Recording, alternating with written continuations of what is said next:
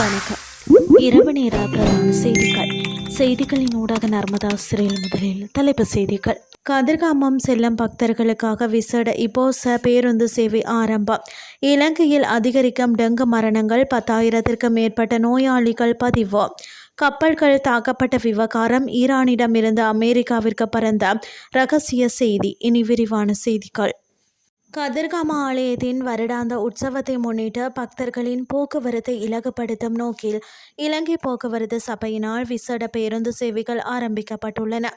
இதற்கமைய கொழும்பிலிருந்து கதிர்காமம் வரையிலும், கிழக்கு மாகாணத்தின் பல்வேறு பகுதிகளிலிருந்து கதிர்காமம் வரையிலும் இந்த விசேட பேருந்து சேவைகள் தற்போது முன்னெடுக்கப்பட்டு வருகின்றன. பயணிகளின் நலன் கருதி கதிர்காமம் பேருந்து நிலையத்தில் ஆசனங்களை முன்பதிவு செய்வதற்காக 2 விசேட முன்பதிவு நிலையங்கள் தற்போது நிறுவப்பட்டுள்ளன. அதன்படி கதிர்காம உற்சவத்திற்கு செல்லும் பக்தர்கள் இந்த சேவையை பெற்றுக்கொள்ள முடியும் என அறிவிக்கப்பட்டுள்ளது. இலங்கையில் டெங்கு நோயின் பாதிப்பு தொடர்ந்து அதிகரித்து வரும் நிலையில் 47 மரணங்கள் பதிவாகி உள்ளதாக தேசிய டெங்கு ஒழிப்பு பிரிவு தெரிவித்துள்ளது. அத்துடன் இந்த ஆண்டில் இதுவரை நாடு முழுவதும் 67,174 டெங்கு நோயாளிகள் பதிவாகி உள்ளதாக குறிப்பிடப்பட்டுள்ளது. ஜூலை மாதத்தின் முதல் 9 நாட்களில் மட்டும் 10,685 நோயாளிகள் பதிவாகி உள்ளதாக டெங்கு ஒழிப்பு பிரிவின் பதில் பணிப்பாளர் வைத்தியர் கபில கண்ணங்கர தெரிவித்தார்.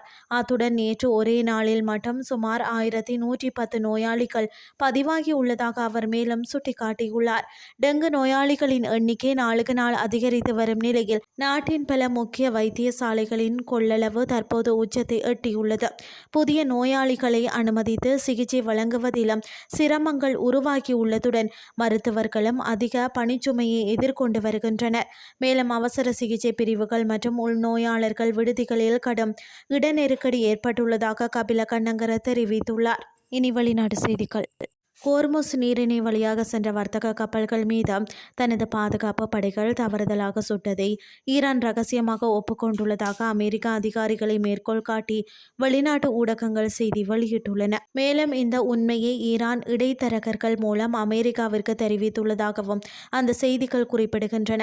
சமீப காலமாக ஈரானின் புரட்சிகர பாதுகாப்பு படை ஹோர்முஸ் நீரிணையில் கப்பல்களை தாக்கி அப்பகுதியில் கடுமையான இராணுவ பதற்றத்தை உருவாக்கியுள்ளது.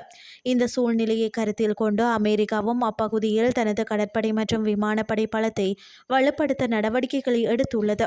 வெளிப்படையாக தனது கடுமையான மற்றும் சவாலான நிலைப்பாட்டை வெளிப்படுத்தினாலும் நிலைமை மேலும் மோசமடைவதை தடுக்கும் நோக்கிலேயே ஈரான் இந்த ரகசிய செய்தியை அனுப்பியுள்ளது என்று ஆய்வாளர்கள் சுட்டிக்காட்டுகின்றனர். இது குறிப்பாக அமெரிக்காவுடன் நேரடி இராணுவ மோதலில் ஈடுபடுவதற்கான அதன் தயக்கத்தை குறிக்கிறது என்றும் அவர்கள் கூறுகின்றனர்.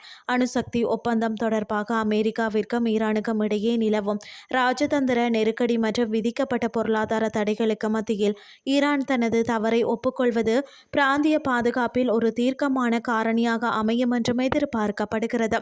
இருப்பினும் அமெரிக்கா பாதுகாப்பு படைகள் ஈரான் செயல்பாடுகளை தொடர்ந்து உன்னிப்பாக கண்காணித்து வருவதாக அந்த அறிக்கைகள் மேலும் குறிப்பிடுகின்றன.